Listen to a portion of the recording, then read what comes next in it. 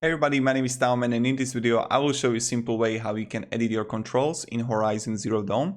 So let's start. The first thing you want to do is when you're in Horizon, click here on Settings. When you will be in the settings, you want to click here on Controls.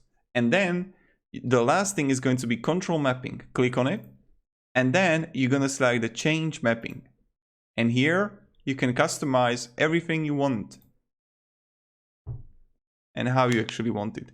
So it's like pretty easy and pretty simple. And this is how you do it.